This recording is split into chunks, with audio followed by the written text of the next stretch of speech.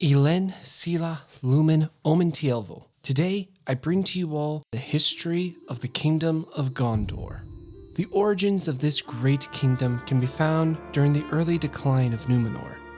The people of Numenor had become split between the faithful, who were Numenorians who desired to stay true to the traditions of Numenor and respect the Valar, and the King's men, who wished to rebel against the Valar and abandon Numenor's sacred traditions. The King's men held the dominant opinion in Numenor, and because of that, the faithful were persecuted and many would leave the island forever. They would traverse the Great Sea Belegar and reach the coastline of what would be Gondor. There they established the city of Pelargir, which would be used as a refuge for all of the faithful.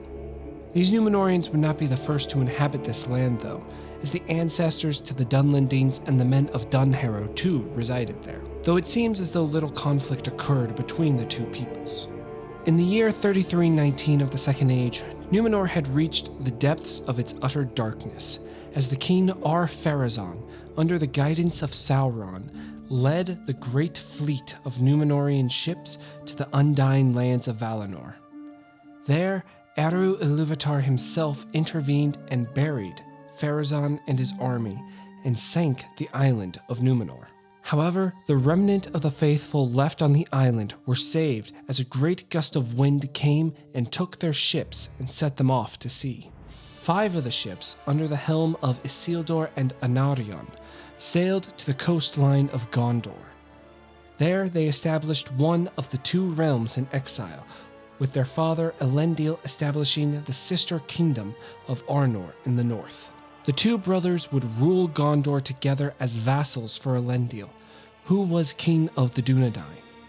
Isildur built the city of Minas Ithil, where he placed the sapling of the White Tree, and Anarion Minas Anor, and in between was the city of Osgiliath, where the brothers would jointly rule.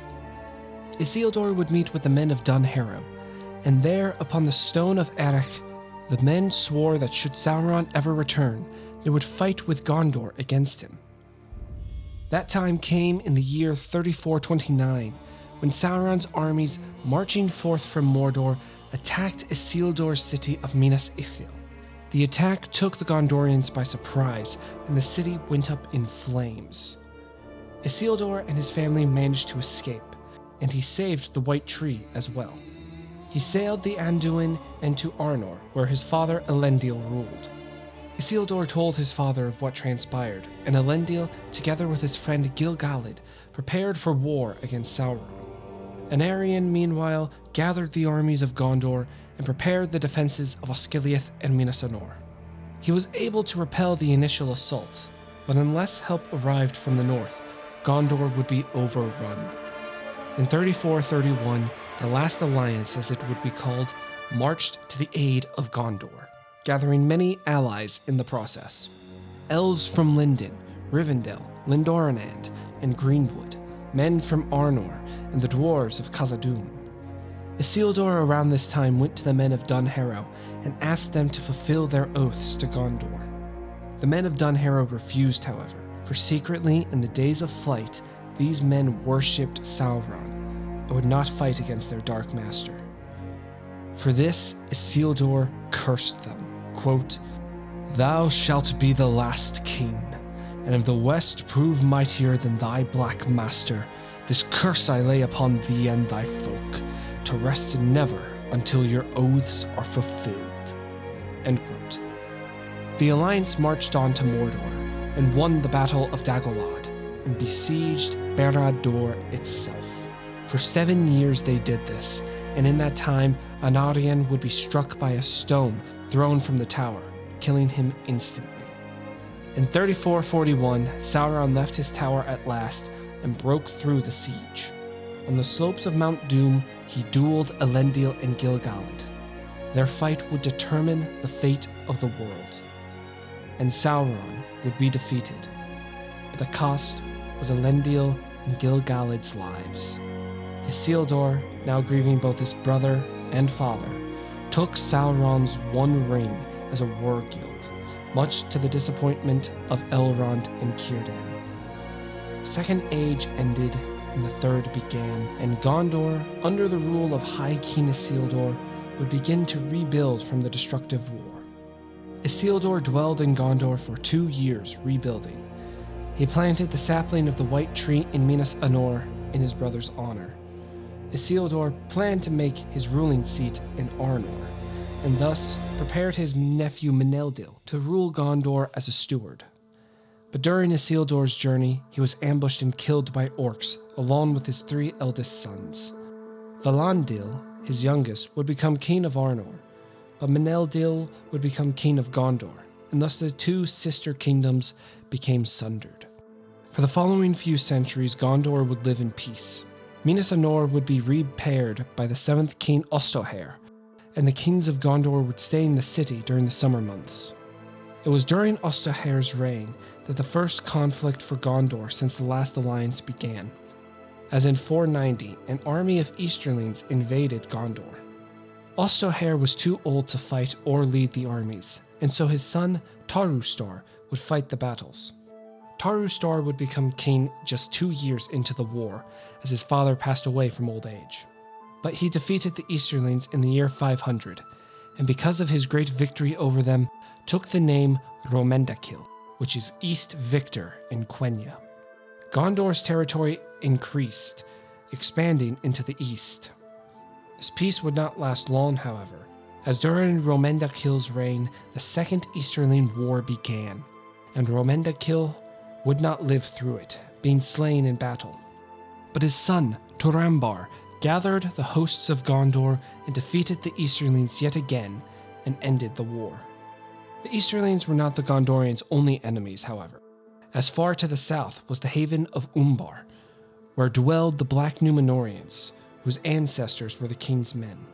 There was much distrust and hatred between these 2 peoples of Numenor.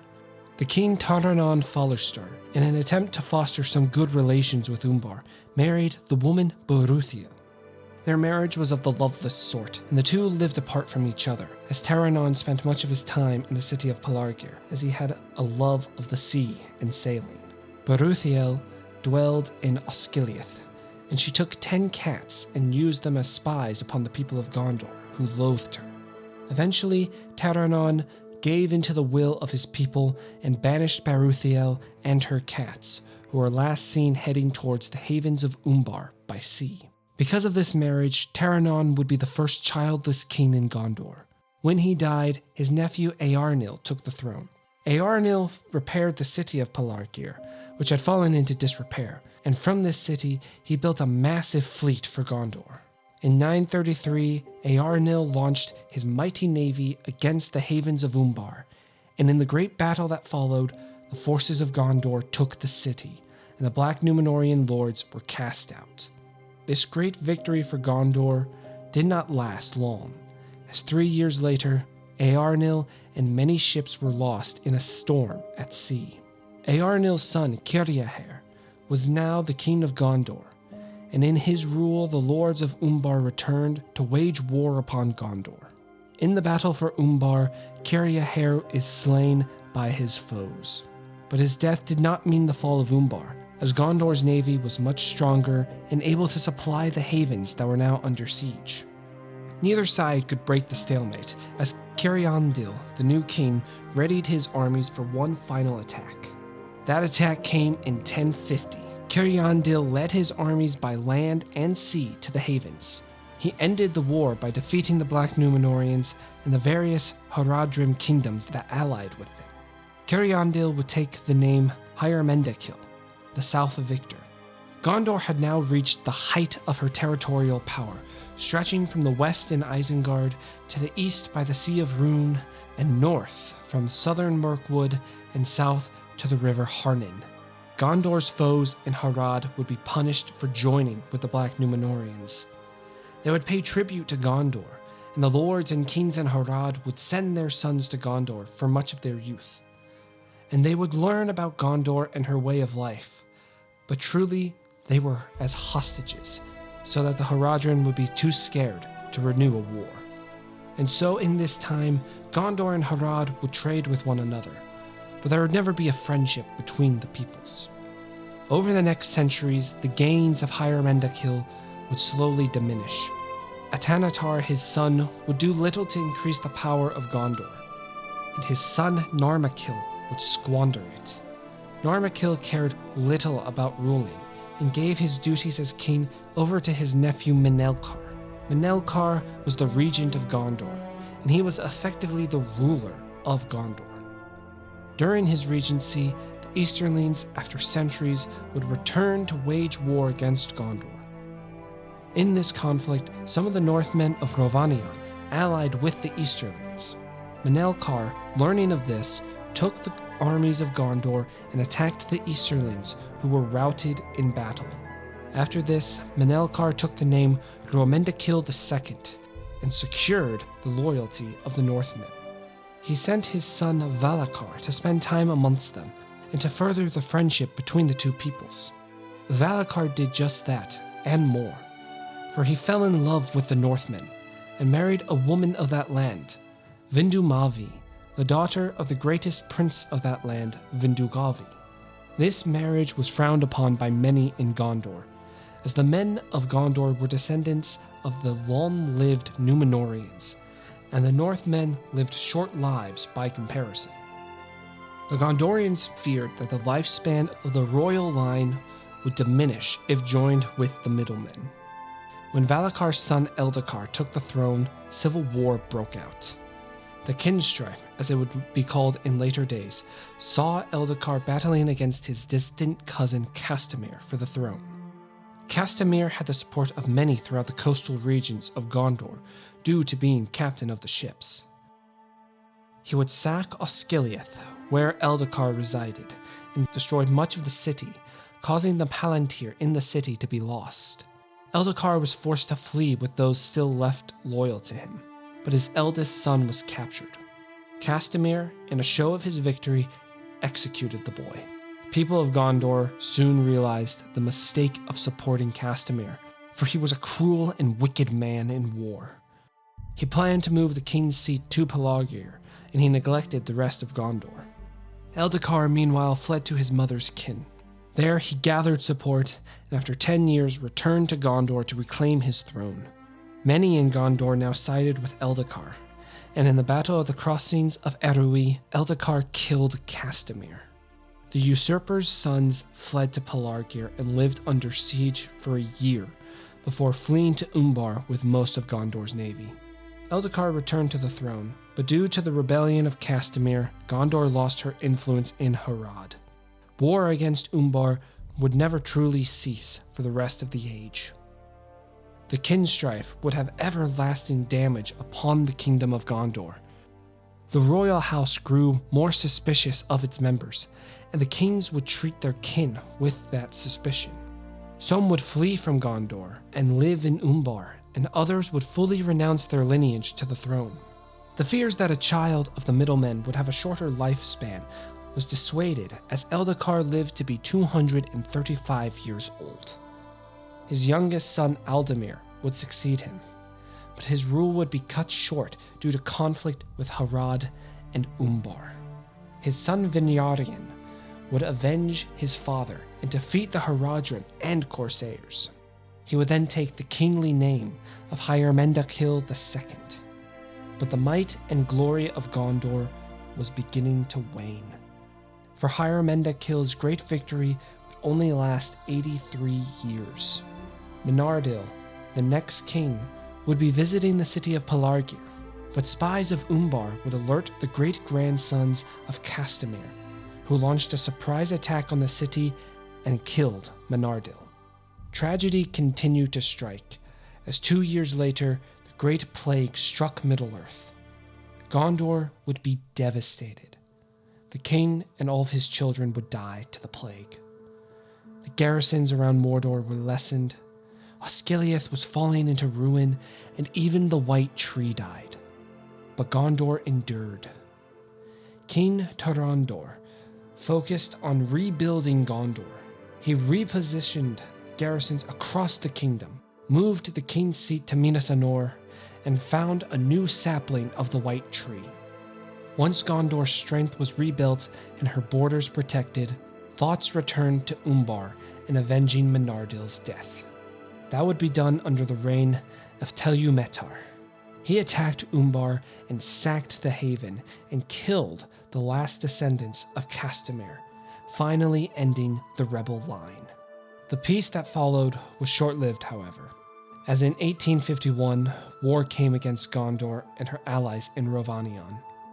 This new foe was a group of Easterlings called the Wayriders, for their chieftains rode great chariots into battle. Narmakil, the king of Gondor, rode out in battle and would be slain. The Northmen of Rhovanion were overwhelmed and enslaved, and the forces of Gondor retreated. Tellumetar would avenge his father's death by plotting with the surviving Northmen. Tellumetar baited the Wayriders into attacking his army and then pulled back far from Rhovanion. The enslaved Northmen rose up and rebelled against the Wayriders and took back their lands. Meanwhile, Gondor and the Wayrider armies fought, and Tellumetar proved the victor. This defeat of the Wayriders was only temporary, as they returned in the reign of King Ondoher. In this time, Gondor joined in communications with Arnor. The two sister kingdoms realized that a coordinated effort was being made to destroy the Dunedain, as Arnor was involved in the Angmar War. The two kingdoms would make an alliance, and Prince Arvedui of Arnor would marry Princess Firiel of Gondor. In 1944, Ondoher had received word that the Wayriders were preparing for war and had struck an alliance with the Haradrim and the people of Khand. The king divided his forces into two. Ondoher would lead one army north against the Wayriders, while his nephew Eärnil led the second army against the Harad. Ondoher gave orders for his youngest son Faramir to wait in Minas Anor and rule in his stead should the worst befall. On the Morannon, Ondoher waited, but the Wayriders came swiftly onto the field. The ensuing battle would be a total disaster for Gondor. Ondoher would be killed. His eldest son Artamir and the young prince Faramir, who disguised himself in order to join the battle, would also fall. The northern army was almost completely destroyed, but the southern army had soundly defeated the Haradrim and were now moving with all possible haste to Ithilien. The Wayriders, in pride and arrogance, held a massive feast to commemorate their victory, and no guard was set around the camp. When Eärnil's forces arrived, the Wayriders were caught unprepared and easily defeated. The Wayrider War had ended in Gondorian victory, though the price was high. Turmoil would erupt in Gondor, as the king and his sons had died, but his daughter still survived. The counselors of Gondor would question whether the throne should be given to her or to some male relative. Arvedui, Firiel's husband, lay a claim to the throne, both through his wife, but also because he was a descendant of Isildur. The Council of Gondor replied to Arvedui's claim by saying the throne belonged to the heirs of Anarion and not to Isildur. Arvedui in turn replied that the ancient laws of Numenor, by which Gondor and Arnor still reside, the throne passes to the eldest child of the king, who would be Firiel. The council chose to ignore this, and instead Eärnil would be made the new king of Gondor. Upon his coronation, Eärnil sent word to Arvedui informing him of his kingship. Eärnil and Arvedui then made an alliance to come to each other's aid should the need arise. And that need would come in 1974, when Fornost, the capital of Arnor, was attacked by the Witch King of Angmar. Eärnil would send a massive fleet, led by his son Eärnor, to Arnor's aid. But they arrived too late. Arnor had fallen. The armies of Gondor, elves of Lindon and Rivendell, and the survivors of Arnor attacked the Witch King's forces. The Witch King was forced to flee the battle, but he was chased down by Eärnir, who attempted to strike him down. But a shrill cry from the Witch King drove Eärnir's horse mad and darted away. Eärnor was greatly embarrassed, and would have pursued, had the elf Glorfindel not prophesied, "Do not pursue him. He will not return to these lands. Far off yet is his doom, and not by the hand of man shall he fall. After the Angmar War, Gondor was the last kingdom of the Dunedain. In 2000, the Nazgul, under their chief the Witch King, attacked the city of Minas Ithil. The Gondorians were unable to save the city or its palantir, as it fell to the Nazgul. Minas Ithil would thereafter be called Minas Morgul, and Minas Anor would be named Minas Tirith. After this, all use of the palantiri ceased as it was no longer safe. Eärnur was crowned king in 2043. At his coronation, a messenger from Minas Morgul came and challenged the king to a duel against the Witch King. Eärnur was eager to accept this challenge in order to rectify his embarrassment many years earlier. But the steward Mardil persuaded him not to rise to the challenge. After 7 years, the challenge was renewed by the Witch King, and in Eärnur's pride, he accepted and rode off to Minas Morgul, never to be seen again. Thus, the stewards became the ruling stewards of Gondor, ruling in the king's stead until his return. For none in Gondor were able to claim the kingship, even the most distant of relatives to the line of Anarion, for fear of another Kinstrife. Even the line of Isildur would have been accepted, but those in Gondor believed that line ended or lost. The beginning of the Rule of Stewards coincided with the beginning of the Watchful peace, the period in time where Sauron had fled from Dol Guldur. In this time, Gondor was given a chance to rebuild from the destruction of the Wayrider War. But the Watchful peace would end, and with it would come an invasion from a new breed of orcs called the Uruk-hai. These orcs were stronger and faster than the normal orc, and they descended upon Gondor. Ithilien would be overrun, and Osgiliath itself would fall. But the son of the steward would fight them back. His name was Boromir, and he reclaimed Osgiliath, though the city was ruined, and drove the Uruks from Ithilien. But in this war he would receive a grievous wound, a Morgul wound.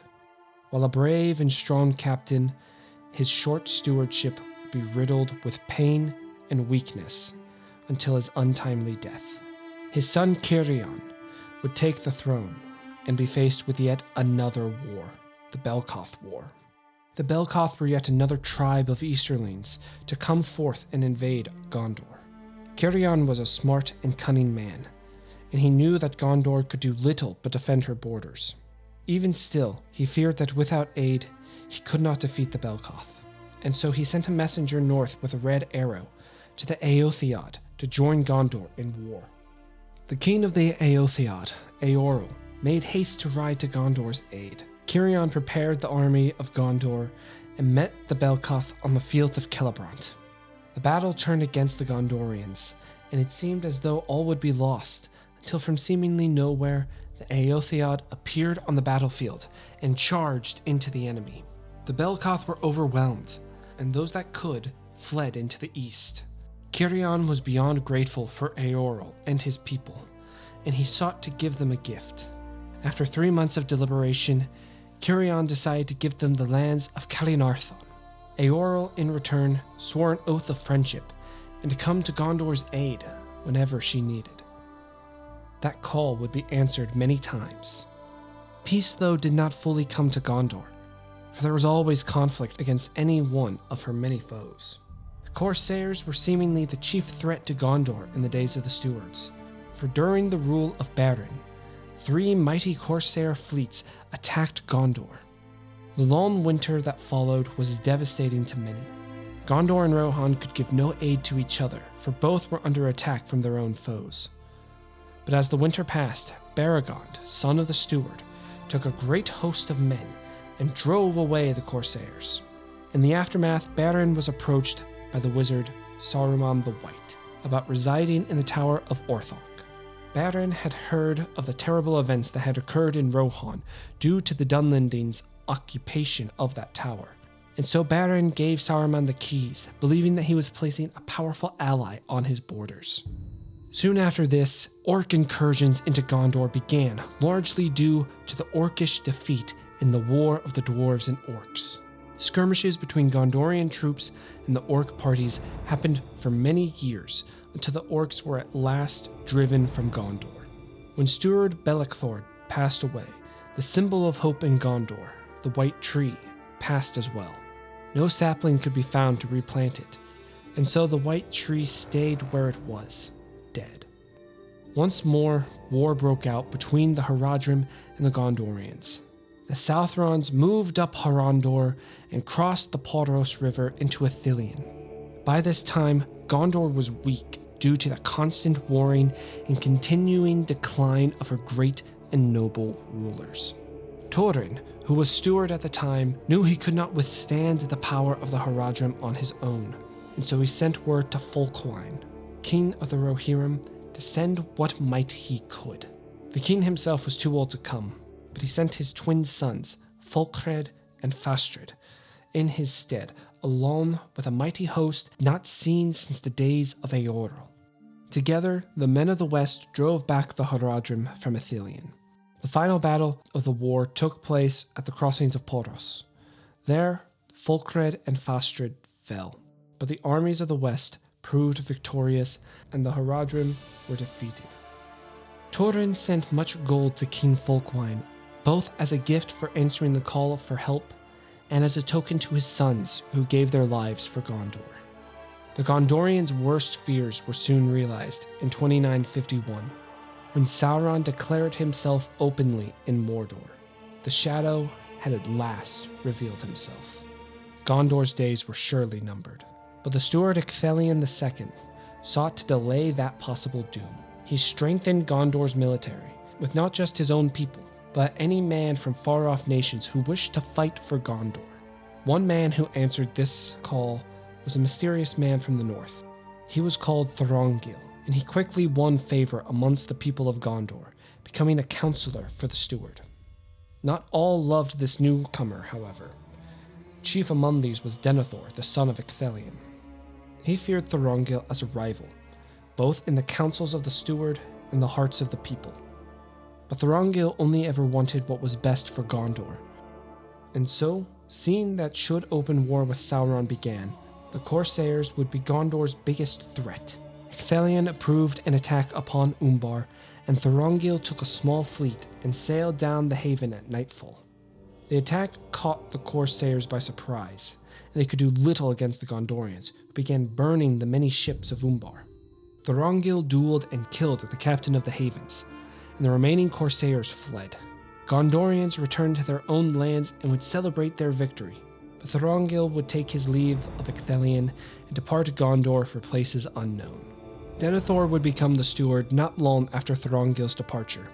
Denethor was both a wise and good steward, but also grim and pessimistic, the latter of which grew worse after the death of his wife Finduilas. Denethor began to peer into the Palantir of Minas Tirith, and he entered into a contest of wills against Sauron himself. Though Denethor did not succumb to Sauron's power, it did indeed take its toll on his body and mind. He appeared to grow old rapidly, and began losing hope that Sauron could ever be defeated. But Gondor itself did not lose hope. That was mainly due to Denethor's own sons, Boromir and Faramir, who grew to become mighty captains in Gondor's armies.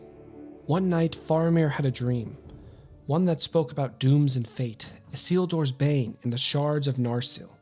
This dream confused Faramir, as it occurred night after night. Boromir too would be gifted this dream. The brothers then consulted their father to gain further insights. While Denethor knew not Isildur's bane, he did know that Imladris, or Rivendell as it was more commonly called. But before any action could be taken, war began. Sauron, in an effort to test Gondor's strength, as well as get the Nazgul across the Anduin, attacked Osgiliath on the 20th of June, 3018.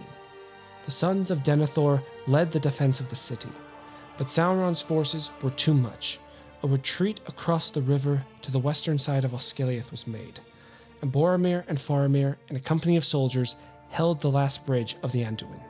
Victory was not possible, and yet the Gondorians fought boldly, even amongst the fear brought by the invisible Nazgul. the bridge was broken, and the survivors, Boromir, Faramir, and 2 others, were able to swim to safety. Shortly after, Boromir would begin his journey to Rivendell and join the Fellowship of the Ring, never to return. Meanwhile, Gondor prepared for the strike that was sure to be coming. Denethor ordered the restoration of the Ramas Achor and placed garrisons around Caer Andros. Faramir took command of the Ithilien Rangers and would protect Ithilien from any of Sauron's forces moving up or down the Harad Road. During one of these raids, Faramir came across 2 hobbits, Frodo and Sam. Faramir would take them to Hanethanun, and due to a slip of the tongue from Sam, learned about the quest to destroy the ring. But Faramir, unlike Boromir, who tried to take the ring, instead gave Frodo as much wisdom and advice as he could before departing for Minas Tirith. The war returned to Gondor once again, this time on multiple fronts. Sauron's main army marched forth from Minas Morgul and would descend upon Osgiliath and Minas Tirith, while a fleet of corsairs would sail up the Anduin and threaten southern Gondor. Osgiliath fell, Minas Tirith was besieged, Faramir was grievously wounded, and the corsairs were ravaging the coasts. Denethor took one last look into the Palantir and lost the battle at last, becoming mad. Denethor ordered himself and Faramir burned. But the timely arrival of Baragond, the Citadel Guard, Gandalf the White, and Pippin saved Faramir, though Denethor still ended his own life. A host from Rohan arrived at dawn and would help break through the siege at Minas Tirith.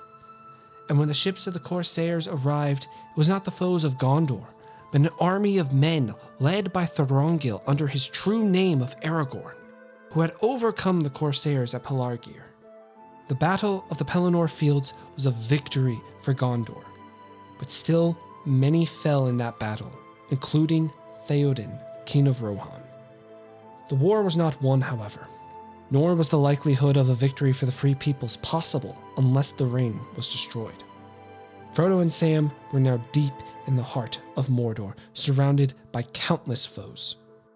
Therefore, Aragorn proposed an all-out attack on the Black Gate, gather as many men as they could, and strike. Victory through numbers was impossible, but the hope was Sauron believing that only the one who bore the ring would be so foolhardy as to make the attempt. Therefore, Sauron would be focused on the battle and not his own lands. Aragorn led the party on the long journey, sending men to Caer Andros and destroying the bridge to Minas Morgul. On March 25th, 3019, the host of the West arrived at the Black Gate, and the battle began. The ring was destroyed, and Sauron was ended forever. The orcs fled out of their minds, and many men threw down their arms and surrendered. Others fought until the bitter end. But the war was won. Aragorn would be crowned as King Elessar, the first king in a millennium. He found a sapling of the white tree and planted it in the courtyard. Elessar restored the kingdom of Arnor, and from that moment on, Gondor and Arnor would be the reunited kingdom. Much of Gondor's old territory that was once lost was now regained, and her borders stretched from the Sea of Rhûn all the way to Arnor, and Umbar would become pacified. Faramir would retain the position of steward that passed to him after his father's death, remaining a chief advisor to the king and residing in Emin Arnon in Ithilien, which was restored to her former beauty, thanks in part to the elves from Greenwood. There would still be the remnant influence of Sauron in the east and south, and on occasion King Elessar, alongside King Eomer of Rohan, would ride off to war, but for the most part Gondor made peace with her enemies. A new golden age had begun for Gondor, her glory of old restored. Elessar would willingly pass away in the year 120 of the Fourth Age, and he passed his crown and scepter to his only son, Eldarion, who would continue Gondor's prosperity. And so ends the history of Gondor. Thank you all for watching. I hope you all enjoyed As always, feel free to like and subscribe for more content. Please let me know how I can better improve these videos. Thanks, and as the elves say, Namaste.